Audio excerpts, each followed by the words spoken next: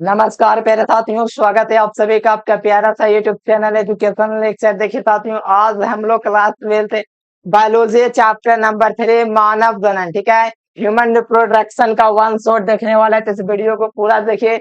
जितना भी टॉपिक है जो आपके परीक्षा में पूछा जाता है इस चैप्टर से, पूरा एक वीडियो में देखने वाला है, तो आराम से देखिए, ठीक है प्यारलाल। तो आप लोग एक बार कंफर्म कर दीजिए वॉइस वगैरह ठीक ठाक आ रहा है ना। चलिए एकदम देखिए, आइए फटाफट शुरुआत करते हैं मेरे प्यारे लाल। और साथ में चैनल पर आप लोग पहली बार जुड़े हैं, चैनल को सब्सक्राइब करना है। और ये चैप्टर आपको जरूर पढ़ना है। क्यों पढ़ना है? क्योंकि इससे आपका क्वेश्चन पूछा जाता है 5 नंबर में, 2 नंबर में और 1 नंबर में क्वेश्चन में पूछा जाता है।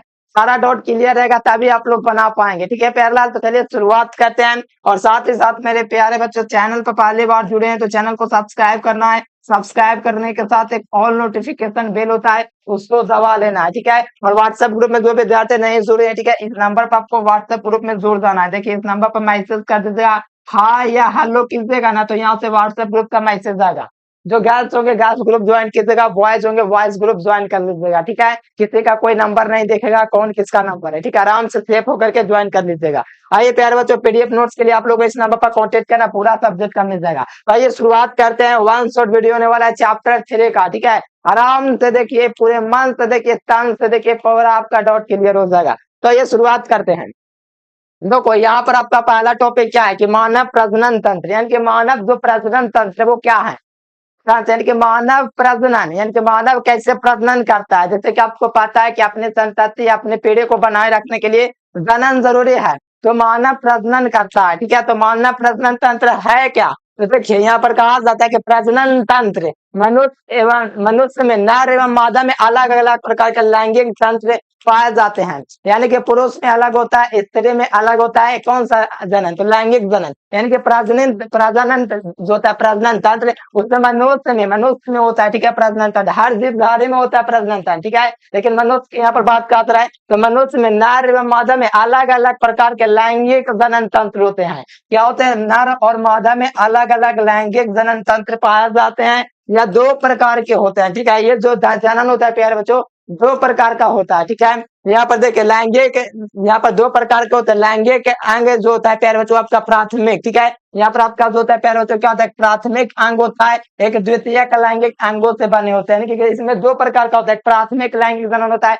एक द्वितीय होता है। प्राथमिक में क्या क्या आता है, द्वितीय में क्या क्या होता है, वो भी आपको याद रखना है। ये तो मेन आपका बेसिक था प्यारे, कि लैंगिक जो होता है 2 प्रकार के होते हैं। लैंगिक अंग जो होता है पर पहला प्राथमिक होते हैं और दूसरा द्वितीयक होते हैं। लैंगिक जो होता है 2 होता है, एक प्राथमिक होता है एक द्वितीयक होता है। तो प्राथमिक में क्या आता है, द्वितीयक में क्या होता है, वो आपको जानना है। फिर इसका मेन टॉपिक चालू होगा जो आपके परीक्षा में बार बार पूछा जाता है।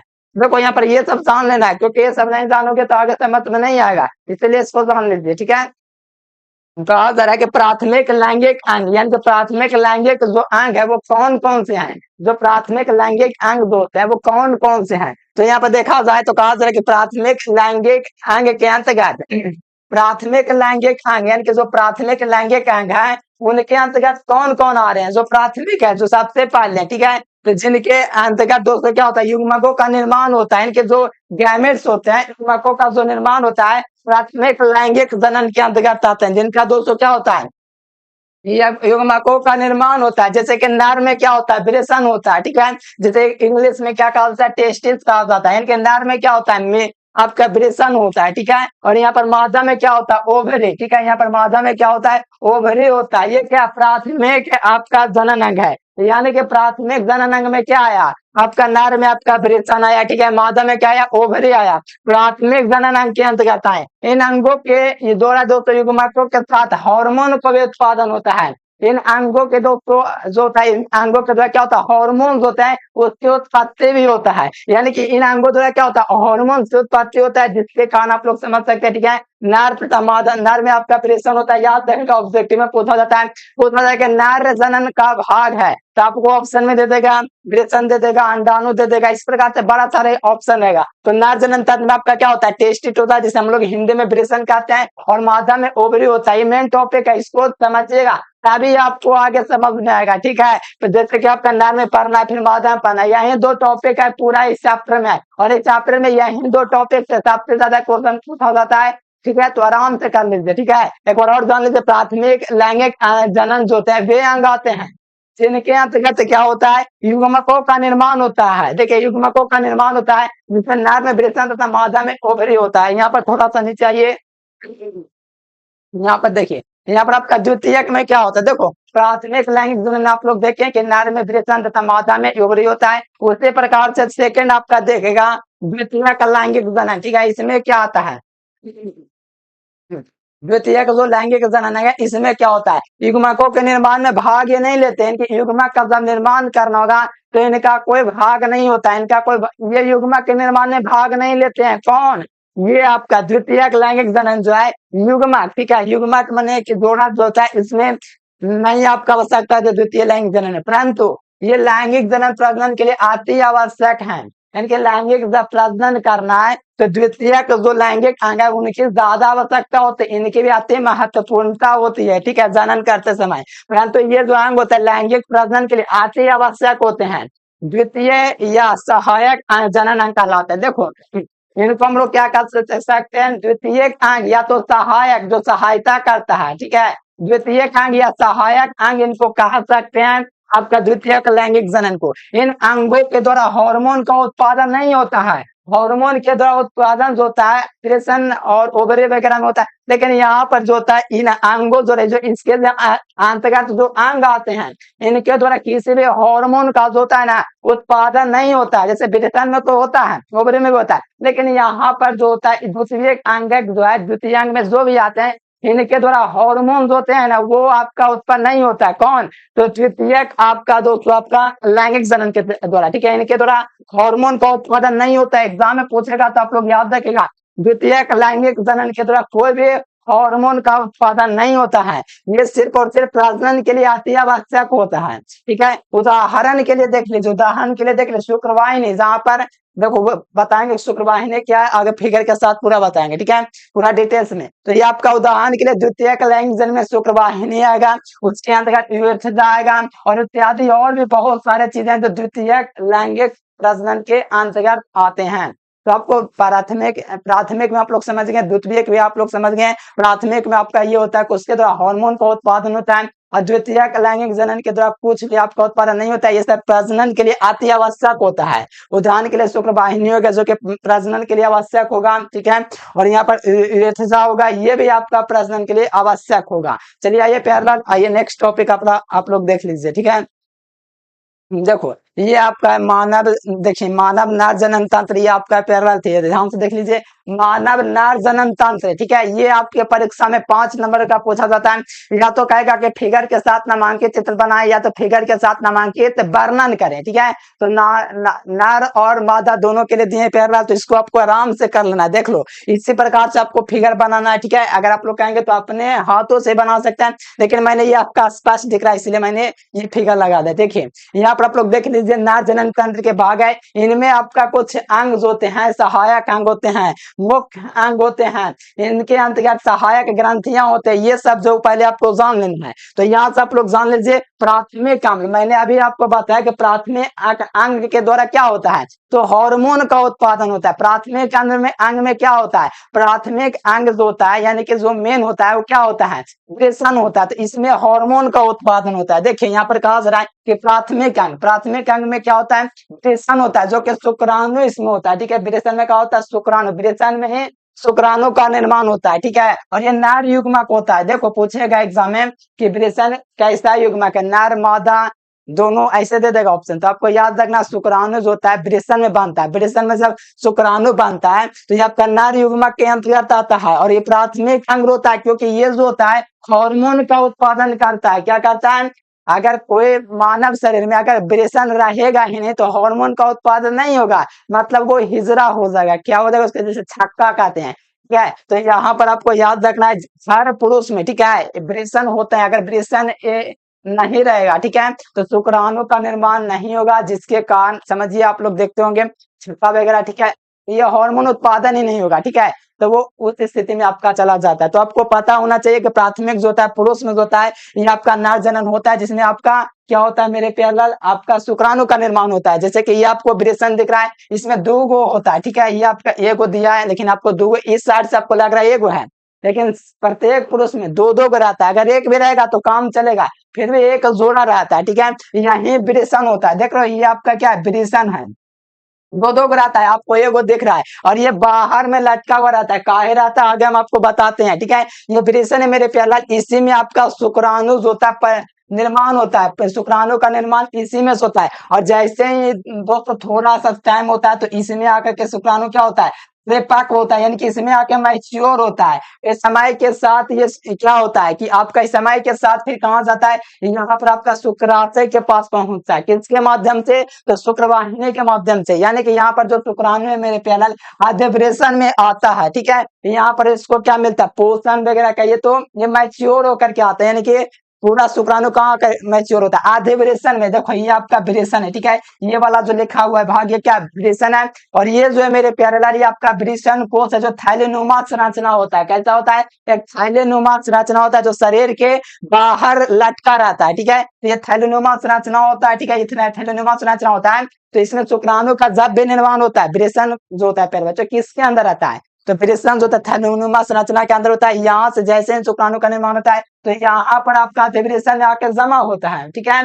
तो यहाँ पर जब जमा होता है तो फिर यहाँ से आपका यहाँ अपना शुक्रवाहिनी के माध्यम से फिर यहाँ आकर के ठहर जाता है, ठीक है। कहाँ पे, तो यहाँ पर आकर के शुक्राशय में आता है, ठीक है, जिसके माध्यम से आप लोग देख सकते हो यहाँ पर आपका नली पेशाब जो होता है उसका भी रास्ता है, मूत्राशय का भी है। और ये प्रोस्टेट ग्रंथि होता है जिसके माध्यम से शुक्राणु शुक्राणु यानी कि जो वीर्य होता है, वीर्य और यहाँ पर आपका जो होता है प्यारे बच्चों मूत्र मार्ग, ये दोनों का जो रास्ता होता है सेम होता है। ये आपका प्रोस्टेट ग्रंथि जिसे नियंत्रित करता है, ठीक है। ये जो आपको प्रोस्टेट ग्रंथि जो दिख रहा है यही नियंत्रित करता है। दोनों का मार्ग एक ही है, मूत्र मार्ग का भी रास्ता वही है, और यहाँ पर शुक्राणु जो होता है वीर्य इसका भी रास्ता यही है यहाँ से निकलने का, ठीक है। तो ये आपका मूत्र मार्ग हो गया, और ये आपका शीशन है, और यहाँ पर आपका शुक्रवाहक होता है जहां पर आपका शुक्राणु जो होता है परिपक्व वगैरह होता है, ठीक है।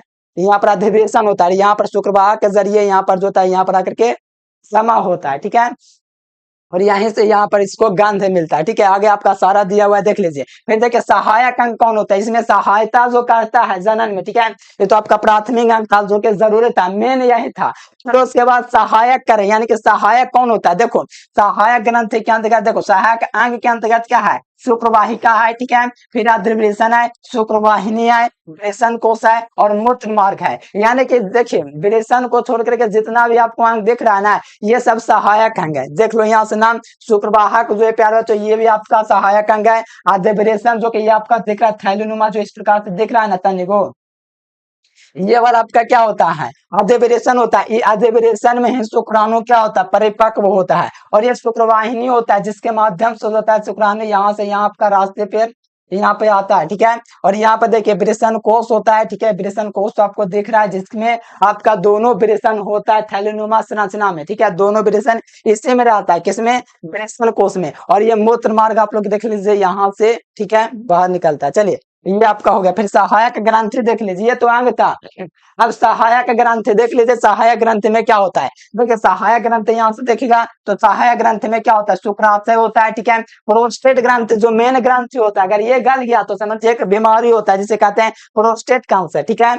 ये सब आप लोग थोड़ा जानते होंगे, प्रोस्टेट कैंसर होता है अगर ये गल जाएगा शरीर में, ठीक है, तो ये आपका कैंसर का रूप लेता है। फिर आपका कॉपर ग्रंथि होता है, एक बाह्यकेंद्रीय होता है, एक शीशन होता है, पेनिस होता है। ये सब जो है सहायक ग्रंथियां हैं, ठीक है। तो सहायक ग्रंथि है, सहायक अंग है। तो ये सब आपको याद रखना, ऑब्जेक्टिव में पूछेगा कि सहायक ग्रंथियां निम्नलिखित में से कौन है, सहायक अंग कौन है। तो ये सब आपको पता होना चाहिए, ठीक है। देखिए लजाना नहीं, आपको पढ़ना तो पढ़ना पड़ेगा, जिसको डॉक्टर बनना वो तो जरूर पढ़े, ठीक है। और जिनको खाली पास करना उनको भी पढ़ना है क्योंकि पूछता है एग्जाम में, ठीक है। तो ये था, आप जान लीजिए सारा डिटेल्स दिया गया है, इसका मतलब क्या हुआ उसको आपको पढ़ना चाहिए। देखिए आप लोग समझिए पूरा तो अपने भाषा में मैंने आपको समझा था, देख लीजिए आप लोग पढ़ के भी, ठीक है। प्राथमिक अंग जनन जो होता है वृषण होता है, क्या होता है, जो टेस्टिस होता है ये प्रथम होता है, ठीक है। प्रथम जनन, देखो इंग्लिश मीडियम थोड़ा नीचे है, देख लीजिएगा बाद में, ठीक है, पीडीएफ के माध्यम से भी। प्राथमिक जनन अंग जो होता है वृषण, देखिए शुक्राणुओं का निर्माण और नर हार्मोन की उत्पत्ति जो करता है कौन करता है, ये वृषण। वृषण कितने होता है, एक जोड़ा इसमें होता है, ठीक है। इसमें क्या होता है, इसमें जो वृषण होता है एक जोड़ा यहाँ पे होता है, ठीक है। और वृषण कोष जो होता है थैलेनुमा संरचना होता है, ठीक है। इसी में आपका क्या होता है, शुक्राणु जो होता है वीर्य जो होता है बनता है, फिर यहाँ पर आपका अधिवेशन में फिर जाता है। देखिएगा यहाँ पर कहा जा रहा है यह ग्रंथि अंडाकार होती है। देखो ये अंडे की तरह क्या है, अंडेकार ये आपका ग्रंथि होता है, ठीक है, ये आपका अंडेकार होती है। ये देहगोइये क्या लिखा हुआ, एपिथेलियम से आवृत रहती है। ध्यान दीजिएगा, ये देहगोइये किससे आवृत होता है, एपिथेलियम से क्या होता है, आवृत यानी कि ढका रहता है। आवृत का मतलब क्या होता है, ढका रहता है। इसे आप लोग अपने भाषा में लिख सकते हो कि ढका रहता है या आवृत रहता है, ठीक है। तो यहाँ पर देखिए ब्रेसन कोष में उपस्थित होता है। जाहिर सी बात है इसमें आपका ब्रेसन कोष में जो होता है दोनों आपका ब्रेसन क्या रहता है, इसमें आपका उपस्थित रहता है, ठीक है। देखो ब्रेसन कोष और जो होता है आधे ब्रेसन में अंतर है, कुछ विद्यार्थी से हम समझ लेते हैं। देखिए ये जो थैलीनुमा संरचना जो दिख रहा है ना, यही आपका ब्रेसन कोष होता है। और आपका आधे ब्रेसन जो होता है ये वाला होता है जिसमें शुक्राणु क्या होता है, मैच्योर होता है, परिपक्व होता है। तो ये वाला छोटा सा भाग दिख रहा है ये आपका अधिवेशन होता है, ठीक है। ब्रेसन कोण अधिवेशन अलग है, सेम नहीं है, ठीक है। फिर यहाँ से देखिए ब्रेसन कोष का तापमान जो होता है शरीर के तापमान से 2 से 3 डिग्री कम होना चाहिए। देखो ब्रेसन कोष होता है जिसमें आपका क्या होता है, टेस्टिस होता है, जो ब्रेसन होता है दोनों ब्रेसन, ब्रेसन कोष में जो होता है तापमान, शरीर का जो तापमान है, जैसे हमारा तापमान मान लीजिए शरीर का 35-36 है, तो उसको शुक्राणु बनाने के लिए 2 से 3 डिग्री सेल्सियस कम होना चाहिए। इस कारण से बाहर लटका रहता है, ठीक है, जिससे शुक्राणुओं का निर्माण होता है। देखिए ये बाहर क्यों लटका रहता है ये भी आप लोग जान लीजिए। क्योंकि देखिए शरीर का जो तापमान होता है, जैसे आपका शरीर का कोई भी तापमान है, तो असल जो तापमान होता है उससे 2 से 3 डिग्री जो सेल्सियस होता है वो आपका कम होना चाहिए, तभी यहाँ पर आपका काम करता है। इस कारण से शरीर के अंदर पेट में नहीं रहता, इस शरीर के बाहर रहता है, ठीक है। बाहर रहता है किस लिए, थोड़ा सा जो है ना इसका तापमान कम सके, इसलिए ईश्वर ने क्या इसे बाहर लटकाया, ठीक है। इस कारण से आपका बाहर होता है जिसमें आपका क्या होता है 2 से 3 डिग्री सेल्सियस जो होता है कम होता है, ठीक है। इस कारण से यहाँ पर निर्माण होता है, ठीक है। तो ये आपका ध्यान में रखना है, ठीक है। 2 से 3 डिग्री सेल्सियस कम होता है शरीर के तापमान से, याद रखना। ऑब्जेक्टिव में पूछेगा, 2 नंबर में पूछेगा, आराम से बन जाना चाहिए। चलिए ये था, इसमें इतना तो आप लोग समझ गए होंगे। चलिए आज कुछ पॉइंट आपका हाईलाइटेड किया गया, इसको आप लोग पढ़ लीजिए एक बार। क्या लिखा हुआ है, शुक्र जनन, ठीक है। शुक्र जनन लिखा है ब्रेसन की संरचनात्मक एवं क्रियात्मक इकाई होती है। यानी कि शुक्र जनन जो होता है ब्रेसन का संरचनात्मक एवं क्रियात्मक छोटा सा छोटा इकाई होता है। इन शुक्र नलिकाओं में शुक्रजनिका कोशिकाएं जो शुक्राणु बनाती है, शुक्राणु बनाती है, जो अवलंबन में कोशिका या सर्टोले कोशिका कही जाती है। देखिए सर्टोले कोशिका आपका ब्रेसन में होता है, ये भी आपको याद रखना है, जो शुक्राणु कोशिकाओं को पोषण प्रदान करती है। सर्टोले कोशिका का काम क्या होता है, शुक्राणुओं को पोषण देना, ठीक है, ये काम होता है। यहाँ से आपको पता चल गया, ऑब्जेक्टिव में बार बार के पूछा जाता है। इस चैप्टर में यही 2 चीज है, ये मानव जनन और नर जनन। चैप्टर के नाम से पता चला मानव जनन, यानी कि मानव के बारे में सिर्फ है, इसमें इसमें और जीव के बारे में नहीं है। पहला चैप्टर में आप लोग पढ़ सीखे जीवों में जनन, ठीक है, इसमें खास तौर से मानव जनन ही है, ठीक है। तो ये आप लोग का पढ़ना जरूरी है बाबू, क्योंकि बहुत ज्यादा क्वेश्चन पूछा है 2 नंबर 1 नंबर में। आप देखो नलिकाओं के बीच लैंडिंग कोशिका होती है, यानी जो नलिकाएं जो होती है इनके बीच लैंडिंग कोशिका होती है। क्या होता है, लैंडिंग कोशिका होती है, उपस्थित होती है, जो टेस्टोस्टेरोन जो हार्मोन होता है उसको स्रावित करता है, ठीक है। टेस्टोस्टेरोन हार्मोन को कौन स्रावित करता है, तो यहाँ पर लैंडिंग कोशिकाएं उपस्थित होती है। जो टेस्टोस्टेरोन हार्मोन होती है, क्या होते हैं, हार्मोन का क्या करते हैं, श्रावण करती है, ठीक है। तो ये आप लोग समझिए, आप लोग समझेंगे शुक्रवार क्या पूरा आप लोग का लिख करके मैं समझा रहा हूँ। पहले तो आपको मुझे ने समझा दें ताकि आपको अपने भाषा में याद हो जाए तो अच्छा है, फिर तो हम आपको पीडीएफ के माध्यम से भी समझा दे रहे हैं। चलो आ जाओ, इंग्लिश मीडियम वाला देख लीजिएगा, ठीक है। पीडीएफ नोट्स मिल जाएगा, नंबर मैंने आपको शुरुआती में दे दिया था, ठीक है, और नीचे भी दिख रहा है। चलो यहाँ पर देख लीजिए सहायक अंग क्या है। देखिए सहायक अंग, जैसे कि अभी हम आपका क्या पढ़ रहे थे, अभी हम लोग क्या पढ़ रहे, मेन प्राथमिक अंग पढ़ रहे थे। अब सहायक अंग है, ठीक है। सहायक अंग में बहुत सारे अंग मैंने बताया, ठीक है। उसके अंतर्गत आप लोग देख लीजिए क्या क्या है। पहला तो आपका शुक्रवाहिका बताए थे, तो देखो ये आपको याद रखना, नर में सहायक अंग निम्न प्रकार के होते हैं। नर में जो होता है शुरू में बताया कि सहायक अंग क्या होता है, शुक्रवाहक होता है, प्रेषण कोष होता है, मूत्रनालिका, ये सब जो है इसी के अंतर्गत आता है। ग्रंथि मत लगाना है, सहायक ग्रंथि अलग होता है, पहले सहायक अंग पढ़ना है, ठीक है। तो शुक्रवाहिकाएं क्या है, देखो यहाँ पर आपको जो दिख रहा है शुक्रवाहिकाएं का मतलब क्या है, शुक्र ये आपका रास्ता होता है, ठीक है। यहाँ पर पहले समझ जाइए क्या कहा जा रहा है। शुक्रवाहिका देखो आधेवरेशन को, ठीक है, आधेवरेशन कौन होता है, अभी मैंने आपको बताया आधेवरेशन ये वाला भाग है जो यहाँ पर आपको दिख रहा है ना व्हाइट कलर में, प्योर व्हाइट, आपको शायद नहीं दिख रहा है, ये वाला जो है ना, ये वाला ये वाला, ये जो होता है आपका क्या होता है, आधे होता है, ठीक है। इसी में शुक्राणु जमा रहता है। तो यहाँ पर देखिए शुक्रवाहिका जो होता है आधे को शुक्राशय से जोड़ती है। क्या करती है, शुक्रवाहिका जो होती है आधे को, यानी आधे जो देखो यहाँ पर ध्यान से देखो, यहाँ पर जो आधे है ये आपका शुक्राशय से जुड़ा हुआ है कि नहीं, ध्यान से देखिएगा। यहाँ पर आपका क्या आधे को शुक्राशय से जोड़ती है, यानी कि यहाँ पर आधे जो आपको दिख रहा है, यहाँ पर नहीं दिख रहा उजर कलर में, ये जो आपका किससे जुड़ा हुआ है, देख लो यहाँ पर आप लोग देख लो, ये आपका शुक्राशय से जुड़ा हुआ है। क्या जुड़ा हुआ है, शुक्राशय से जुड़ा हुआ है। देख लो पेशाब का भी रास्ता यही है और वीर्य का भी रास्ता यही है, जहां पर आपका प्रोस्टेट ग्लैंड नियंत्रित करता है। तो यहाँ पर आपका क्या होता है, आधेवरेशन, ध्यान दीजिएगा, यहाँ पर आपको ऑब्जेक्टिव में पूछा जाएगा कि आधेवरेशन को आधेवरेशन को शुक्राशय से जोड़ती है और शुक्राणुओं को आगे बढ़ाने का कार्य करती है। जैसे कि शुक्राणु का आपको पता है कि टेस्टिस में निर्माण होगा, उसके बाद आधेवरेशन में होगा, जहां पर उसको पोषण मिलेगा। क्या मिलेगा, यहाँ से मैच्योर करेगा, जैसे मैच्योर करेगा ठीक है वो परिपक्व हो जाएगा। तो ये अपना रास्ता से जाती है, कौन सा रास्ता इनका होता है, तो इनका जो आगे बढ़ाने का जो रास्ता होता है ये वाला होता है, क्या बोलते हैं इसको, शुक्रवाह, ठीक है। इनके माध्यम से शुक्राणु क्या होते हैं, आगे बढ़ते हैं और आगे बढ़ने का कार्य करती है। ये वृषण से निकलने वाले क्या होते हैं, वृषण से निकलने वाली पहले नालिकाएं होती है। ये जो होता है शुक्रवाह वृषण से निकालने वाली पहली नालिका होती है। वृषण होता है, ये जो वृषण होता है इससे निकालने वाली पहली नालिका होती है शुक्राशय, ठीक है। पहले नालिकाएं होती है, ठीक है, पहली नालिकाएं होती है जो कुंडलित होकर के शुक्रवाहिका बनाती है। जो क्या होती है, कुंडलित होकर के क्या बनाती है, शुक्रवाहिका बनाती है, ठीक है। ये आप लोग देख लीजिए, यही आपका कहा जा रहा था। ये था आपका प्यारा शुक्रवाहिका जो कि आपका था जनन अंग का पहला भाग, ठीक है। फिर ये आपका क्या कहा जा रहा है, देख लीजिए अधिवेशन में, देख लीजिए क्या है, देख लीजिए अधिवेशन क्या, अभी मैंने आपको बताया अधिवेशन के बारे में, ये वाला अधिवेशन है। और ये यहाँ पर देख लीजिए अधिवेशन क्या है, देखिए अधिवेशन शुक्राणुओं का प्रमुख संग्रह स्थान का कार्य करता है।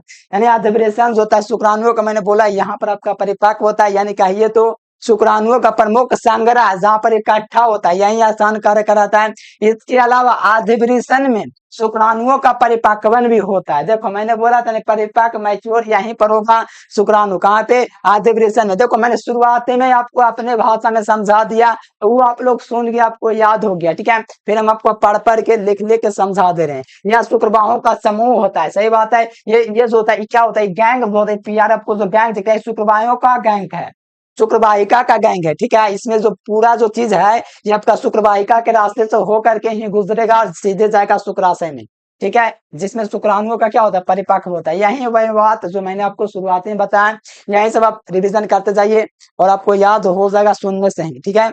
अब आ जाओ यहाँ पर आज सहायक अंग के अंतर्गत शुक्रवाहिनी। शुक्रवाहिनी क्या होती है इसको आप लोग देख लीजिए, ठीक है। देखो ये जो था आधेवरेशन से निकालती है तथा मूत्र मार्ग के चारों ओर फैल के शुक्राशय बनाती है। यानी कि शुक्रवाहिनी जो होती है क्या होती है, ध्यान दो, यहाँ पर ये आधेवरेशन से निकालती है, यहाँ से आपका निकालती है, ठीक है। निकालते तो मूत्र मार्ग के चारों ओर फैल करके यहाँ से निकलती है, यहाँ से जाती है तो यहाँ पे, ठीक है, यहाँ पे आती है। तो यहाँ पर जब आती है तो क्या होता है, यहाँ पर आपका चारों ओर फैल के शुक्राशय बनाते हैं कि यहाँ पर आकर के चारों ओर क्या होता है, फैल जाता है इसमें आकर के। तो ये शुक्राशय का निर्माण करते हैं, किसका करते हैं, शुक्राशय का निर्माण करती है। क्या करते हैं, शुक्राशय का निर्माण करती है। ये शुक्राणुओं का संग्रहण तथा परिवहन का मार्ग होता है। ये जो होता है शुक्राणुओं का संग्रह तथा परिवहन का मार्ग होता है और यहाँ पर भी आपका शुक्राशय में भी आकर के जमा होता है, ठीक है। तो ये आपका है। चलो आ जाओ यहाँ पर आ जाओ प्यारलाल, आप लोग देख लीजिए मूत्र मार्ग, ठीक है।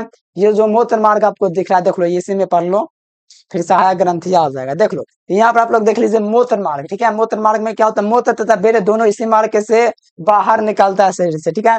जो मूत्र जो होता है प्यारे बच्चों, ये मूत्र होता है तथा ये बेरे जो होता है ये जो होता है शरीर से बाहर निकलता है। यानी कि ये जो मूत्र मार्ग आपको दिख रहा है यहाँ पर आपका प्रोस्टेट ग्रंथि, ठीक है, ये आपको काबू करता है इस पर। यानी कि इसी रास्ते से जो प्रोस्टेट ग्रंथि इसको क्या करता है, प्रोस्टेट ग्रंथि इसको काबू करता है, ठीक है। इसी के माध्यम से सारा चीज होता है, ठीक है। अगर पेशाब बाहर आना रहेगा तो पेशाब इसके माध्यम से बाहर आएगा, ठीक है। बेर बाहर आने का रहेगा तो इसी रास्ते से आएगा, यानी कि दोनों का जो नालिका है एक ही और एक ही नियंत्रित करता, वो आपका प्रोस्टेट ग्रंथि है। ठीक है, ऑब्जेक्टिव में पूछा जाएगा कि वेद तथा मूत्र दोनों को किस मार्ग के द्वारा नियंत्रित किया जाता है, तो याद रखिएगा प्रोस्टेट ग्रंथि के द्वारा। ठीक है, अब ये आ जाइए, अब यहाँ पर देखो शीर्षण, शीर्षण का मतलब पेनिस। देखिए ये उत्सेचन यानी कि उत्सेचन जो सील होता है, ये मैथुन अंग होता है। क्या होता है? ये उत्जे क्या बोलते हैं, उत्जनन जो सील होता है, ये मैथुन अंग होता है। और ये शुक्राणुओं को, ठीक है, मादा जनन के परिवहन में क्या होती है,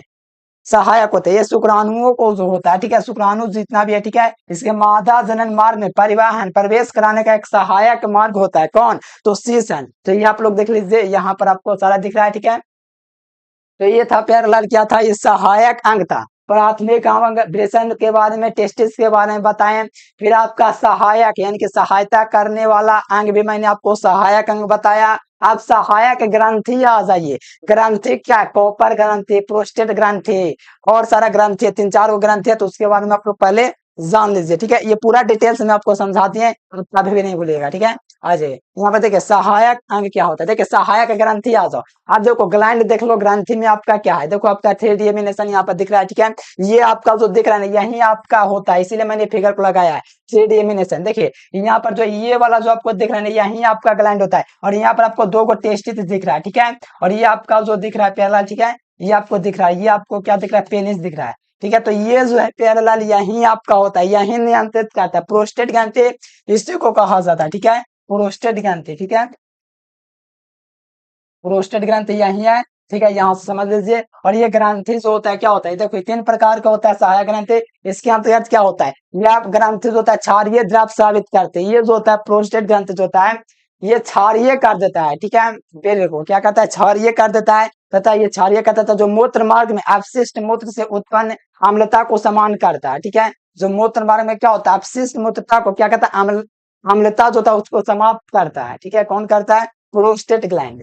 चलिए यार, ये और यहाँ पर अगला लाइन देख लीजिए, कहा जाता है कि कॉपर ग्रंथियां, इन्हें बल्बियोर थैल ग्रंथियां भी कहते हैं, जो क्षारीय क्या होता है, स्रावित करते हैं, जो मूत्र मार्ग को क्षारीय करते हैं। इनके ये मूत्र मार्ग को क्षारीय करने वाला जो होता है कॉपर ग्रंथि होता है। याद रखेगा, ऑब्जेक्टिव में पूछे जाएगा कि आपका क्या है, बल्बियोरल थैल ग्रंथि इसे भी कहते हैं। ठीक है, ये क्षारीय द्रव स्रावित करते हैं। कौन? कॉपर ग्रंथि। और जो मूत्र मार्ग को जो होता है क्षारीय करता है, जिसे शुक्राणु जो होता है सुरक्षित रहता है। कहेगा शुक्राणु किस कारण से सुरक्षित रहता है, जो होता है ये क्षारीय करता है मूत्र मार्ग को, इस कारण से ये शुक्राणु जो होता है लंबे समय तक सुरक्षित रहता है। अब ये शुक्राशय में क्या होता है, देखिए अब आ जाइए शुक्राशय देख लीजिए। ठीक है, शुक्राशय देखिए, कहा जाता है कि शुक्राशय शुक्राणु के लिए, ठीक है, शुक्राणु के लिए श्यान द्रव्य बनाते हैं। जो बेर को आयतन का भाग होता है, शुक्राणु को संरक्षण एवं पोषण प्रदान करता है।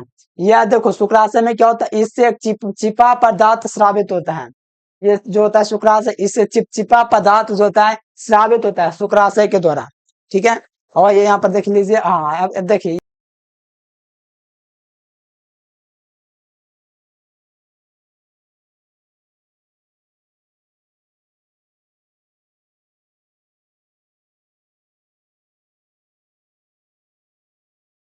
चलिए नेक्स्ट टॉपिक आप देखिए मेरे प्यारे, क्या कहा जा रहा है, मादा जनन तंत्र। ठीक है, नर जनन तंत्र पढ़ लिए, समझ गए सारा चीज। अब मादा जनन तंत्र की बारी है, तो इसको जल्दी जल्दी समेटिए। चलिए यहाँ पर क्या लिखा हुआ है, मादा जनन तंत्र। तो यहाँ पर आइए, प्राथमिक अंग क्या होता है, इसमें क्या होता है, अंडाशय होता है। ठीक है, और अंडाणु, ठीक है, वही वाला बात। और सहायक अंग क्या होता है, गर्भाशय होता है। देखो प्राथमिक अंग क्या है, अंडाशय है, इसमें भी एक जोड़ी अंडाशय होता है। ये आपका अंडाशय दिख रहा है। ठीक है, और यहाँ पर आप लोग देखिए सहायक अंग में क्या है, गर्भाशय है। ठीक है, सहायक अंग क्या होता है, जो सहायक अंग है ये गर्भाशय आपको दिख रहा है। ठीक है, जिसमें शिशु होता है। ठीक है, इसमें गर्भाशय है।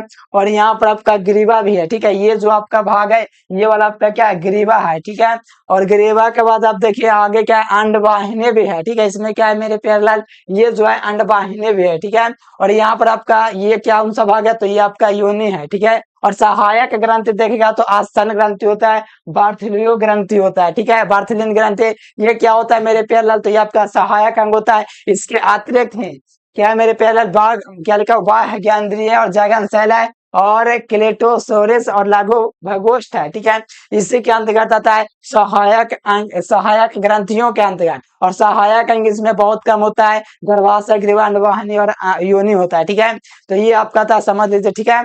भाई अब यहाँ शुरुआत करते हैं फटाफट से, ठीक है। यहाँ पर याद करते जाएगा, इससे आपका ऑब्जेक्टिव सब्जेक्टिव पूछा जाता है।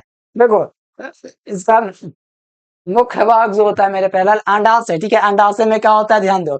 प्रत्येक मादा में उदर गुहा के निचले भाग में दो ब्रेक के का दोनों ब्रेक के नीचे दोस्तों क्या होता है, नीचे में क्या होता है, ये आपका अंडाशय होता है। ठोस अंडाकार संरचना के रूप में अंडाशय पाया जाता है। यानी ये उदर गुहा यानी कि ब्रेक वगैरह होता है ना, उसके नीचे जो होता है, दोनों ब्रेक के काफी नीचे जो होता है, ये क्या होता है, ये क्या होता है मेरे प्यारे, एक ठोस अवस्था में अंडाकार संरचना के रूप में अंडाशय पाया जाता है। प्रत्येक अंडाशय जो होता है, देखो दोनों अंडाशय, प्रत्येक अंडाशय जो होता है लगभग 3 सेंटीमीटर लंबा होता है। कितना? प्रत्येक अंडाशय 3 सेंटीमीटर लंबा होता है, और साथ में मेरे प्यारे 1.5 सेंटीमीटर चौड़ा तथा 1 सेंटीमीटर मोटा होता है। और प्रत्येक अंडाशय जो होता है पेरियोटेनियम झिल्ली यानी कि जो होता है पेरिटोनियम, ठीक है, पेरिटोनियम झिल्ली जिसे क्या कहा जाता है, मेसोबारियम कहते हैं, ठीक है। इसके द्वारा उदर गुहा के पृष्ठीय दीवार एवं यूट्रस जो होता है उससे जुड़ा रहता है। और अंडाशय द्वारा दोस्तों अंडाणुओं का निर्माण मादा हार्मोन को स्रावित करता है। यानी अंडाशय के द्वारा जो मेरे पहले अंडाणुओं का निर्माण हो रहा है, ठीक है, ये मादा क्या करती है, स्रावित करती है, ठीक है। तो ये अंडाशय के कुछ महत्वपूर्ण जानकारी अंडाशय के बारे में था, इसको पढ़ सकते 2-3 बार पढ़ लीजिएगा और क्लियर हो जाएगा, ठीक है। चलिए आइए अब नेक्स्ट देख लीजिए, यहाँ से क्या कहा जाए, सहायक अंग क्या है। देखो इसके अंतर्गत जो सहायक अंग है दोस्तों क्या है, पहला गर्भाशय है, यहाँ पर आपको दिख रहा है, ठीक है, शिशु यहीं पे ठहरता है, ठीक है, ये ठीक है, यहाँ पर गर्भाशय दिख रहा है। तो यहाँ पर गर्भाशय में क्या होता है, ये उल्टी नाशपाती के जैसा है, देख लीजिए है कि नहीं, उल्टे नाशपाती के जैसा आपका आकार की एक पेशीय संरचना होता है। यानी कि पेशीय क्या होता है, ये आपका एक संरचना होता है, पेशीय संरचना, ठीक है। और ये पेलविक क्षेत्र में मूत्राशय एवं मलाशय के बीच उपस्थित होता है। यानी कि ये जो होता है प्यारा, इसके पेलविक क्षेत्र में मूत्राशय एवं मलाशय होता है। यहाँ से आपका मूत्राशय, इसके पीछे आपका मलाशय, ठीक है। और यहाँ पर आपके बीच में उपस्थित है। गर्भाशय की जो लंबाई होती है लगभग, देखो लंबाई बड़ा ही होता है, ठीक है, 7 से 7.5 होता है। चौड़ाई 3.5 सेंटीमीटर होती है। यानी कि लंबाई चौड़ाई याद रखना, गर्भाशय की जो लंबाई होता है 7.5 सेंटीमीटर होता है, जबकि चौड़ाई जो होता है 3.5 होता है, ठीक है, सेंटीमीटर में। गर्भाशय का ऊपरी भाग जो होता है चौड़ा होता है। यहाँ पर जो गर्भाशय का जो ऊपरी भाग है ये आप लोग देख रहे हैं चौड़ा है, ठीक है, गर्भाशय का ऊपरी भाग चौड़ा होता है, जबकि गर्भाशय का ऊपरी भाग चौड़ा होता है जिसे मुख्य भाग या बॉडी कहते हैं। ये जो होता है मेरे प्यारे बच्चों, ऊपरी भाग जो होता है क्या होता है, चौड़ा होता है जिसे मुख्य भाग या बॉडी कहते हैं, ठीक है। इसके नीचे का भाग संकरा होता है जिसे ग्रीवा या सर्विक्स कहते हैं। नीचे वाला जो भाग होता है प्यारे, जैसे ऊपर वाला भाग आपको क्या दिखा, आपको ऊपर वाला जो भाग है क्या आपका कहलाता है, ऊपरा भाग आपका कहलाता है क्या कहलाता है, बॉडी कहलाता है, ठीक है। और निचला वाला जो भाग है ग्रीवा कहलाता है। ऊपरे वाला भाग क्या कहलाएगा, बॉडी, और नीचे वाला आपका ग्रीवा कहलाएगा, नाम दर्शाया हुआ है, ठीक है, जिसे ग्रीवा या सर्विक्स भी कहते हैं। ग्रीवा को ही सर्विक्स कहा जाता है, कंफ्यूजन नहीं करना, दोनों एक ही नाम है, ठीक है। और आगे आ जाइए, देख लीजिए क्या लिखा हुआ है, ठीक है, एकदम करते चलिए, सब एग्जाम में आता है और इससे ऑब्जेक्टिव भी पूछा जाता है, ठीक है। तो ये सब आपको पढ़ना जरूरी है, लजाना नहीं है। आ जाइए, ये क्वेश्चन देखिए, योनि, ठीक है, योनि कौन सा भाग है, तो ये वाला है, ठीक है, ये जो आपको दिख रहा है ये योनि है। तो यहाँ पर देखिए इसके अंतर्गत क्या है, स्त्री में योनि जो होता है मैथुन कक्ष होता है, क्या होता है, ये क्या होता है, मैथुन कक्ष क्या होता है, योनि होता है। यहाँ क्या बनाता है, चलिए इसके सामने की ओर जो होता है मूत्राशय होता है, इसके सामने जो होता है क्या होता है, मूत्राशय होता है, ठीक है, तथा पीछे की ओर जो होता है मलाशय स्थित होता है। इसके आगे मूत्राशय तथा इसके पीछे का होता है मलाशय स्थित होता है, ठीक है, योनि के पास में, ठीक है। और यहाँ पर देखिए यह 7 सेंटीमीटर जो होता है क्या होता है, 7 से 10 सेंटीमीटर लंबे पेशीय नली के रूप में होती है। ये 7 से 10 सेंटीमीटर नली जो होता है लंबा होता है, कितना, 7 से 10 सेंटीमीटर, ठीक है, ये आपको याद रखना है, 7 से 10 सेंटीमीटर लंबे पेशी होता है। ऑब्जेक्टिव में आपको याद रखना है, नली के रूप में होती है। योनि के बाहर एक छिद्र द्वारा खुलता है, किसके द्वारा, एक छिद्र के द्वारा खुलता है जिसे बलवा कहते हैं। यानी कि जो योनि होता है एक बाहर में आपका छिद्र द्वारा खुलते हैं जिसे बलवा कहते हैं। बलवा एक पतले झिल्ले के द्वारा होता है, ठीक है, आच्छादित होता है। यानी कि एक बलवा जो होता है पतले झिल्ले द्वारा आच्छादित होता है जिसे हाइमेन कहा जाता है, ठीक है। देखो जिसे हाइमेन कहा जाता है। क्या होता है जो बल्बा होता है मेरे प्यारे बच्चों, क्या होता है एक पतली झिल्ली होती है, ठीक है, जिसे हाइमेन कहा जाता है, यहीं पे आसपास में होता है, ठीक है। यहाँ पर आपका क्या होता है हाइमेन होता है, ठीक है, यहाँ पर हाइमेन होता है, हाइमेन के बीच में एक छिद्र होता है, ठीक है। उम्र के साथ साथ आपका क्या होता है उसमें छिद्र होते जाता है, जिसके द्वारा रज्जास्राव होता है, ठीक है, रज्जास्राव बाहर निकलते हैं।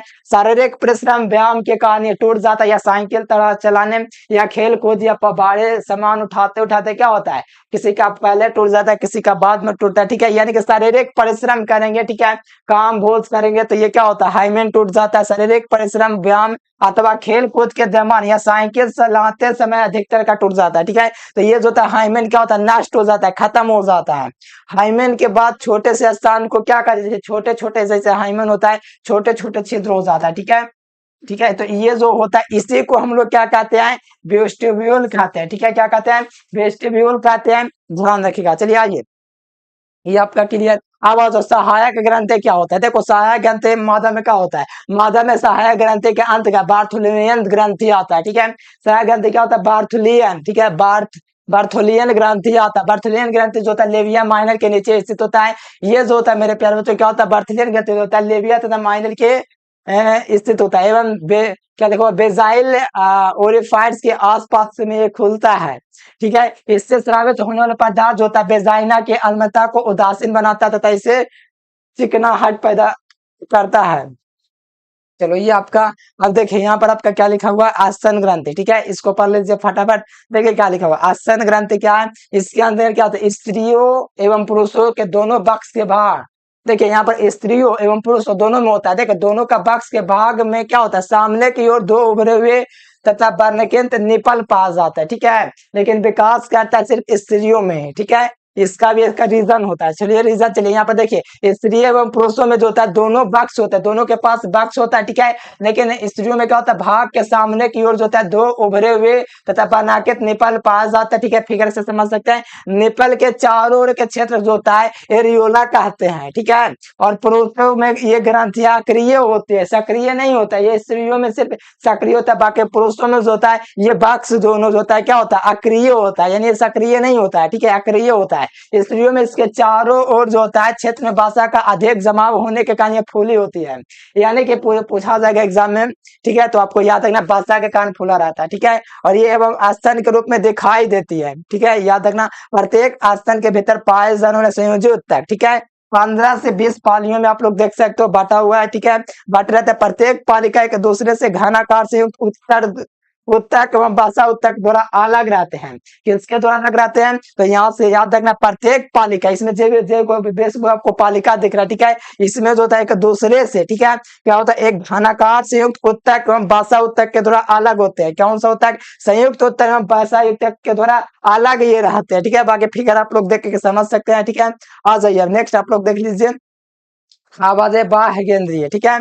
अब बाह्य केंद्रीय के अंतर्गत क्या होता है कि इससे में पाए जाने वाले बाह्य जनन अंग होता है लेविया मेजोरा, ठीक है, लेविया माइनोरा, ठीक है, वेस्टिब्यूल एवं क्लाइटोरियस से आते हैं। इन सभी अंगों को सम्मिलित रूप से बल्बा कहते हैं। और ये जो होता है त्वचा का फोल्ड के रूप में एक जोड़ा जो होता है लेविया, ठीक है, लेविया जो होता है मेजरा होता है जिसके ऊपर बाल पाए जाते हैं।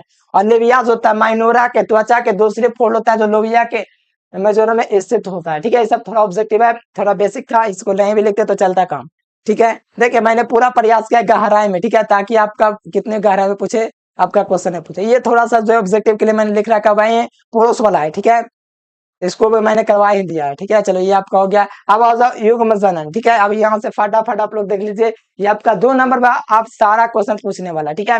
तो आप लोग याद कर सकते हो, इससे ऑब्जेक्टिव भी आपके परीक्षा में बनेंगे। चलिए यहाँ पर कहा जाता है गैमेटो का अर्थ क्या होता है, गैमेटो का अर्थ होता है युग्म तथा जेनेसिस का अर्थ है।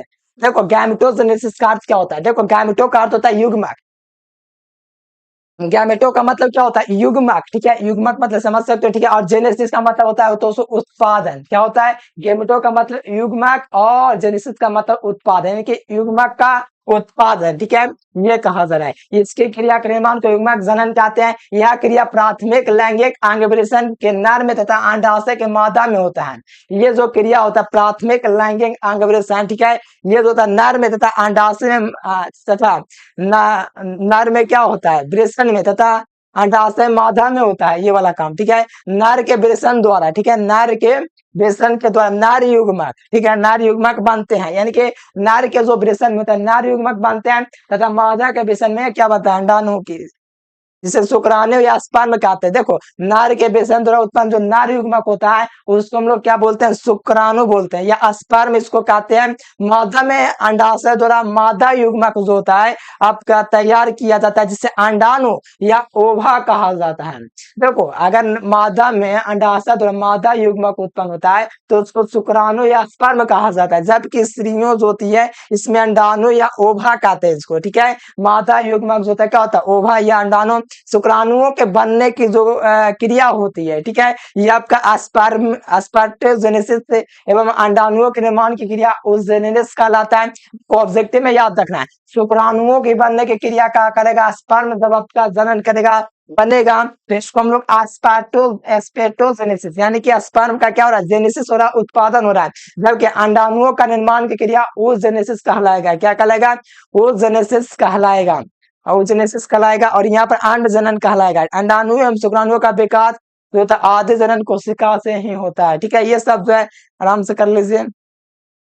शुक्राणु जो होता है क्या होता है, सूक्ष्म से इकाई पाने वाला संरचना जिसकी लंबाई, देखो शुक्राणु की लंबाई कितना होता है, 60 माइक्रो माइक्रो क्या होता है, मिलीमीटर, माइक्रो मिलीमीटर होता है। साथ में चौड़ाई देख सकते हो 3.5 माइक्रो मिली होता है। और प्रत्येक शुक्राणु के बाद प्लाज्मा के द्वारा घिरा होता है, जो कि शुक्राणु के लिए निम्नलिखित भाग होता है। देखो शुक्राणु के लिए बाछा, यहाँ से शुक्राणु के लिए आ गया, ठीक है। शुक्राणु टॉपिक कर लेना, छूट गया। हाँ जो यहाँ से देख लो शुक्राणु आपका इस प्रकार से होता है, ठीक है। शुक्राणु को फिगर देख लीजिए, ठीक से एग्जाम में पढ़ने के लिए भी आएगा, आगे भी आपका पढ़ा हुआ रहेगा, ठीक है। यहाँ पर देख लो इसका जो जो इसका टोपीनुमा जो संरचना आपको दिख रहा है, यही आपका क्या कहलाता है, एक्रोसोम कहलाता है। ये जो टोपी संरचना एक्रोसोम कहलाता है। और ये आपका शीर्ष होता है, ठीक है।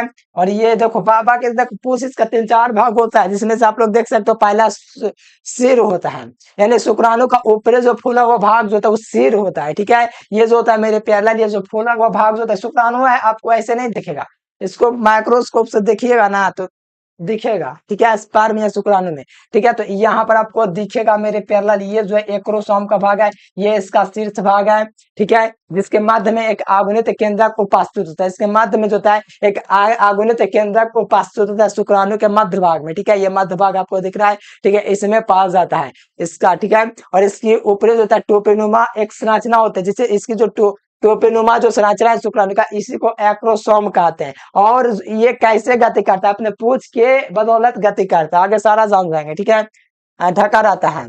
और यह भाग जो है गोल्जी काय द्वारा निर्मित होता है, यानी कि यहाँ पर देखो, यहाँ से आपका पता चला यहाँ पर गोल्जी काय के द्वारा वो आपका क्या होता है, निर्मित होता है, जिसमें आपका क्या निषेचन के दरमियान मादा युग्मक में प्रवेश के लिए सहायक सहायक एंजाइम उपस्थित होता है, ठीक है। ये सब समझ लीजिए। आज ये नेक्स्ट में देखिएगा क्या कहा जा रहा है। देखो गिरिवा कौन होता है, देखो गिरिवा यहाँ पर आप लोग देख लीजिए, ये आपका गिरिवा होता है। देख लो यहाँ पर आपको ये वाला जो दिख रहा है ना, ये वाला ये गिरिवा आपका कहलाता है। क्या कहलाता है, गिरिवा। गिरिवा में देखो सिर के पीछे का छोटा सा भाग गिरिवा कहलाता है। सिर का जो पीछे जो होता है, इसके पीछे ये जो होता है सिर है आपका, ठीक है, ये आपका क्या सिर है, तो इसका जो पीछे वाला जो थोड़ा भाग होता है ये आपका गिरिवा कहलाता है, ठीक है, जो सेंट्रियोल द्वारा निर्मित होता है। ग्रीवा किसके द्वारा निर्मित होता है, तो सेंट्रियोल के द्वारा निर्मित होता है। आपके परीक्षा में आगे आराम से बन जाएगा, काम आपका हो जाएगा, ठीक है। आवाज थोड़ा सा नीचे कहा जा रहा है कि मध्य भाग, देखो मध्य भाग क्या होता है, इसका मध्य भाग जो होता है शुक्राणु का क्या होता है, देखो मध्य भाग ये वाला है, ठीक है। ये वाला जो आपको पोर्शन दिख रहा है, ये वाला फिगर जो दिख रहा है, ये आपका मध्य भाग है, ठीक है। क्या है, मध्य भाग है, ठीक है। ये आपका क्या है, मध्य भाग पिछला। देखो मध्य भाग क्या होता है, शुक्राणुओं के मध्य खंड में जो असंख्य माइटोकॉन्ड्रिया उपस्थित होते हैं। देखिए आपको ऑब्जेक्टिव में पूछा जा रहा है कि शुक्राणुओं के मध्य भाग में क्या पाया जाता है, तो असंख्य के रूप में माइटोकॉन्ड्रिया पाया जाता है। बड़ी बार पूछा ऑब्जेक्टिव में, ठीक है। माइटोकॉन्ड्रिया को उपस्थित पूछ की गति के लिए आवश्यक ऊर्जा प्रदान में करने में सहायक है। देखो ऑब्जेक्टिव पूछा जाएगा माइटोकॉन्ड्रिया जो है, ठीक है, माइटोकॉन्ड्रिया जो मेरे प्यारे माइटोकॉन्ड्रिया को उपस्थिति के पूछ के क्या होता है, उपस्थिति के कारण पूछ की जो गति होती है आवश्यक ऊर्जा प्रदान कर पाता है, यानी कि माइटोकॉन्ड्रिया की वजह से आवश्यक ऊर्जा प्रदान कर पाता है, जिसके कारण ये क्या करता है, गति करता है, ठीक है। कौन, शुक्राणु। चलो आ जाओ यहाँ पर नेक्स्ट आप लोग देख लीजिए, पूछ देखे, देखिए पूछे होता है, इसके बाद दौलत यहाँ आगे जाता है, ठीक है। इस प्रकार से आपका आगे गति करता है। अगर पूछ नहीं रहेगा तो गति कैसे करेगा। यह कोशिका द्रव द्वारा निर्मित भाग है, ठीक है। पूछ होता है कोशिका द्रव द्वारा निर्मित भाग है। शुक्राणुओं की गतिशीलता, देखो शुक्राणु को गतिशील करता है, पूछ की वजह से गतिशील करता है। सक्रियता को बनाए रखता है, यानी कि सक्रिय बनाए रखता है पूछ। इसका मध्य भाग में एक तंतुमय संरचना एक ओसियम उपस्थित होता है जो बाहर की ओर निकला हुआ रहता है, ठीक है। और ये एक वयस्क नर में प्रतिदिन, बाप रे देख लीजिए यहाँ पर एक वयस्क नर में प्रतिदिन करीब लगभग इतना शुक्राणु निर्माण होता है। देखो एक शुक्राणु की आवश्यकता होता है, लेकिन इतना सारा शुक्राणु रोज निर्माण हो रहा है, समझ रहे हैं। एक वयस्क प्रतिदिन करीब 1012 से लेकर के 1013 तक शुक्राणु का निर्माण करता है, ठीक है। चलिए आप लोग देख लीजिए। हाँ जी, ये देखो ओजेनेसिस, ठीक है। ओजेनेसिस क्या होता है, देखो मादा के अंडाशय के द्विगुणित, देखो ये आपका यहाँ से आपका क्या है 2 नंबर पूछा जाता है। ओजेनेसिस क्या है, मासिक चक्र, ये सब आगे आएगा तो इसको करते जाइए। अब इसको आप पढ़ते जाइए और ऑब्जेक्टिव में याद करते जाइएगा थोड़ा बहुत। मादा के अंडाशय के द्विगुणित जनन कोशिका से कार्यशील आगुनित जो अंडाणु के बनने की क्रिया उसी को ओजेनेसिस कहते हैं। यानी कि यहाँ से आपको पता चला कि मादा का जो द्विगुणित संरचना होता है, ठीक है, उसके कार्यशील आगुनित जो अंडाणु होता है से बनने की प्रक्रिया ओजेनेसिस कहलाता है। मादा ओजेनेसिस के जो आरंभिक क्रियाएं जो भ्रूणीय अवस्था में प्रारंभ हो जाती है, जबकि 25 सप्ताह के बाद इसी समय ओवरे के अंडजनन द्वारा जो क्या होता है कोशिका में माइटोसिस, कोशिका का विभाजन, उगोनिया का निर्माण तथा बड़ी संख्या में मादा शिशु का नया क्या होता है उगोनिया नहीं बनते, ठीक है। ये थोड़ा याद रखना, ऑब्जेक्टिव के रूप में थोड़ा इसको करते। देखो मासिक चक्र बहुत इंपॉर्टेंट, जिसे आतर चक्र भी कहा जाता है, इसको कर लीजिए, ठीक है। ये आपके परीक्षा में आएगा, एग्जाम कर लीजिए, बहुत इंपॉर्टेंट टॉपिक है। मासिक चक्र क्या है, प्रत्येक स्त्री में देखिए, स्त्रियों में अंडाणु का, ठीक है, बनना एक चक्र के अधीन होता है। यानी कि प्रत्येक स्त्री जो होता है मेरे प्यारे बच्चों, उसमें अंडाणु का बनना क्या होता है, चक्र होता है। जाहिर सी बात है स्त्रियों में अंडाणु का बनना एक चक्र के अधीन होता है, जिससे हम लोग मासिक चक्र कहते हैं, ठीक है। इसी को मासिक चक्र कहा गया है। बहुत ईजी, स्त्रियों में अंडाणु का बनना क्या है, एक बनना एक चक्र के अधीन है, एक चक्र के अधीन है, जिसे हम लोग क्या कहते हैं मासिक चक्र कहते हैं। नाम से पता चला मासिक चक्र, ठीक है, कहते हैं। यह चक्र जो होता है औसतन 28 दिन, देखो 28 दिन का मतलब क्या, 1 महीने, इसलिए तो मासिक चक्र नाम दिया गया है। स्त्रियों में मासिक चक्र का प्रारंभ होना अंडाशय में अंडाणु के बनने का संकेत है। यानी कि अगर किसी महिला में मान लीजिए मासिक चक्र आ गया तो इससे पता चल जाता है अंडाशय में, ठीक है, अंडाशय जो उनका होता है, ठीक है, उसमें अंडाणु बनने लगा, जो कि अच्छा संकेत है, ठीक है। इस चक्र के दरमियान आंतरिक जनन जो होता है अंगों में कुछ चक्रीय, यानी कि इस चक्र के द्रव्यमान यानी कि दौरान, ठीक है, आंतरिक जनन, ठीक है, में कुछ चक्रीय परिवर्तन होने लगते हैं। मासिक चक्र के 14वें दिन से, ठीक है, हफ्ता के दूसरे दिन से, मासिक जैसे 28 दिन का होता है तो 14वें दिन से क्या होता है अंडोत्सर्ग की क्रिया होने लगती है, यानी कि अंडोत्सर्ग उत्पन्न करने लगता है। साधारणतः यह चक्र जो था 12 से 15 वर्ष की आयु में, देखो 12 से 15 वर्ष की जो बहनें हैं, ठीक है, उनका वर्ष की आयु से प्रारंभ होकर के ये 45 से 50 वर्ष तक चलता रहता है। समझ रहे हो कितना बड़ा कॉम्बिनेशन है, ठीक है। 30 साल का लगभग है, ठीक है, 30 साल तक ये बनते रहता है, ठीक है, बनते रहता है पर्दे। चलो ये आपका हो गया मासिक चक्र। ये बाकी देख सकते हो मादा वगैरह संलीन की प्रक्रिया निषेचन कहते हैं। देखो निषेचन पूछेगा क्या है, तो शुक्राणु का नर युग्मक, शुक्राणु का नर युग्मक और मादा का अंडाणु, शुक्राणु का नर युग्मक और मादा का अंडाणु मिलकर के 200 जो संलयन करेगा, जो संलयन करेगा, तो इस संलयन को हम लोग क्या कहेंगे निषेचन कहेंगे। अंडाणु एवं शुक्राणु निषेचन के पूर्व आवश्यक, ठीक है, ये आप लोग ध्यान रखिए। अब समझ गया, प्रस्ताव जान लो, ये भी आपका 2 नंबर में पूछेगा। देखो आपको लग रहा है कि क्या क्वेश्चन है, पूछेगा, अरे भैया पूछेगा एकदम कर लो, ठीक है, कोई दिक्कत नहीं है, कर लीजिए तो अच्छा, ना कीजिएगा तो बड़ी खराब। करने में कहा बहुत आसान आसान, बस पढ़ते जाइए। देखिए बायोलॉजी का आपको मैथ नहीं है कि काम पड़ेगा काम चलेगा, मैथमेटिक्स में आपको, सॉरी बायोलॉजी में आपको पढ़ना पड़ेगा, क्योंकि बायोलॉजी इतना बड़ा है कि मत कहिए। मैथमेटिक्स में थोड़ा सा टॉपिक पढ़ेंगे या हीरो बन जाएंगे, ठीक है, लेकिन बायोलॉजी है थोड़ा पढ़ना पड़ता है ज्यादा, इसमें बहुत ज्यादा, ज्यादा नहीं बहुत ज्यादा। देखो पर शब्द होता है, समझ के पढ़ेगा ना सारा चीज याद हो जाएगा। देखो कहा जा रहा है कि सर्गभागता की अवधि को गैस्ट्रेशन पीरियड कहते हैं, यानी कि सर्गभागता की अवधि को क्या कहते हैं, गैस्ट्रिकेशन पीरियड कहते हैं। मनुष्य में औसतन यह अवधि 9 साढ़े 9 माह तक होती है। गर्भावस्था के अंत में शिशु को गर्भ से बाहर आने की क्रिया को प्रसव कहते हैं। देखिए ये लाइन था, ऊपर वाला छोड़ दो आप लोग, यहाँ पर आप लोग लिखिएगा सर्वक्ता के अंत में शिशु को गर्भ से, जो गर्भ होता है माँ का, ठीक है, उससे बाहर आने की क्रिया को हम लोग क्या कहते हैं, प्रसव कहते हैं। क्या कहते हैं, प्रसव कहते हैं। और प्रसव की क्रिया जटिल, देखो प्रसव की जो क्रिया होते हैं जटिल न्यूरोटेंड्रोइन के द्वारा, ठीक है, क्रिया विधियों के द्वारा प्रेरित होता है। यानी कि पूछा जाएगा प्रसव की क्रिया कि कौन से जटिल के द्वारा होता है, तो याद रखेगा न्यूराइंटोप्राइम के विधि द्वारा तो उससे प्रेरित होता है। और पूर्ण रूप से विकसित एवं गर्भ एवं प्लेसेंटा का संकेत उत्पन्न होता है, जिससे गर्भाशय की पेशियां संकुचित प्रारंभ होती है और इस संकुचन को फीटल इजेक्शन रिफ्लेक्स कहते हैं। ठीक है, ये आपका हुआ लैक्टोलेशन। ठीक है, लैक्टोलेशन के बाद काम हो गया। चलिए यहाँ पर आ जाइए, लैक्टोलेशन देखिए क्या है। ठीक है, यहाँ पर देख लो लैक्टोलेशन में क्या है कि प्रेगनेंसी के दौरान, ठीक है, प्रेग्नेंट के दौरान जब स्त्री का आसन ग्रंथियों में अनेक प्रकार के परिवर्तन आने लगते हैं। टॉपिक का नाम क्या है, लैक्टिलेशन। ध्यान से, लैक्टिलेशन का मतलब आप लोग समझो, लैक्टिक हम पढ़े ना वैसा ही है, तो यहाँ पर समझ जाओ, समझो यहाँ से लैक्टिलेशन क्या है। नाम से प्रेगनेंसी के दौरान स्त्रियों के आस्तन ग्रंथियों में अनेक प्रकार के परिवर्तन होती हैं, जो कि सर्गवर्ता के अंत में इन ग्रंथियों के दूध उत्पन्न होने लगता है।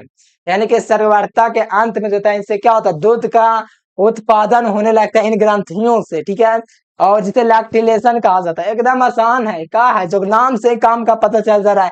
लैक्टिलेशन का मतलब समझ सकते हो, जैसे कि समझ सकते हो, लैक्टिलेशन नाम से पता चल रहा है। जैसे कि दूध से दही बनना या दही में कौन सा पाया जाता है, लैक्टिकम, नाम से पता चल जाता है। लैक्टिलेशन कहते हैं, लैक्टिलेशन के द्वारा माँ में अपने नवजात, देखिए लैक्टिलेशन के द्वारा, ठीक है, माँ अपने नवजात जो शिशु होता है, ठीक है, उसका पोषण करवाती है। यानी कि लैक्टिनेशन के द्वारा माँ जो होती है अपने नवजात को क्या कहते हैं, शिशु को क्या कहते हैं, पोषण करती है। प्रारंभिक कुछ दिनों तक निकलने वाला दूध को रबिस या कोलेस्ट्रॉम कहते हैं। अगर ये बच्चा नहीं पिएगा तो एक बीमारी धरता है जिसे कोलेस्ट्रॉम कैंसर कहते हैं। ठीक है, तो हर माँ को पिलाना चाहिए, ठीक है, बच्चे को। ठीक है, प्रारंभिक कुछ दिनों तक निकलने वाला दूध को रबिस या कोलेस्ट्रॉम कहते हैं। पूछेगा एग्जाम में, कर लीजिएगा। ठीक है, कोलेस्ट्रॉल में कई प्रकार के एंटीबायोटिक होता है। अगर ये बच्चा को एंटीबायोटिक नहीं मिलेगा तो बच्चा बीमार रहेगा। ठीक है, कभी स्वस्थ नहीं रहेगा, कभी थोड़ा थोड़ा समय क्या हो जाएगा, बीमार हो जाएगा। तो ये एंटीबायोटिक जाना चाहिए बच्चे के पास भी। ठीक है, ये तत्व जो होता है शिशु में रोग प्रतिरोधी क्षमता, मैंने बोला ना अभी, ये तत्व जो होता है शिशु में रोग प्रतिरोधी क्षमता को बढ़ा देता है। ठीक है, गाय के दूध से कहीं गुना लाभान्वित ये दूध होता है। ठीक है, तो प्रवेश करा देखिए करने में विशेष रूप से सहायक होती है। ठीक है, रोग प्रतिरोधक क्षमता बढ़ाने में सहायक होते हैं। स्वास्थ्य शिशु के विकास, देखिए स्वास्थ्य जो शिशु होता है उसका विकास में बुद्धि तीव्र हो। ठीक है, तो प्रसव के आरंभ में ही, आरंभ प्रसव के बाद आरंभ के कुछ महीनों तक शिशु को स्तनपान कराना चाहिए, इनके इसको। ठीक है, यहाँ पर आपका ये था प्यारेलाल। ठीक है, आपको एकदम मजा आया होगा, इस चैप्टर को आप लोग पढ़ लीजिए क्योंकि जबरदस्त चैप्टर है। ये नहीं पढ़ेगा मेरे प्यारे तो आपको एग्जाम में कैसे क्वेश्चन मिलेगा बताओ। देखो पूरा चैप्टर खत्म मैंने कर दिया। चाहे देखो ये सब कुछ टॉपिक कोई नहीं पढ़ाता लेकिन हम पढ़ा दिए। देखिए एग्जाम में पूछना क्या आता है, तो पढ़ाने में क्या दिक्कत है। ठीक है, पढ़ना है ये तो पढ़ने में क्या दिक्कत जा रहा है। ठीक है, नोट्स के लिए आप लोग का नंबर ये दिख रहा है, ये नंबर जो दिख रहा है इस नंबर पर आपको कॉन्टेक्ट करना है। ऑल सब्जेक्ट का पीडीएफ नोट्स इसी नंबर पर मिलेगा मेरे प्यारे बच्चों। फटाफट से वीडियो को लाइक कर लीजिए, चैनल को सब्सक्राइब कर लीजिए और पीडीएफ नोट्स के लिए जो मैं नंबर दिया हूँ इस नंबर पर आपको कांटेक्ट करना है। ठीक है प्यारे बच्चों, कमेंट करके बताना वीडियो कैसा लगा। आज के लिए फिलहाल इतना है। Thanks for watching this video. जय हिंद, वंदे मातरम।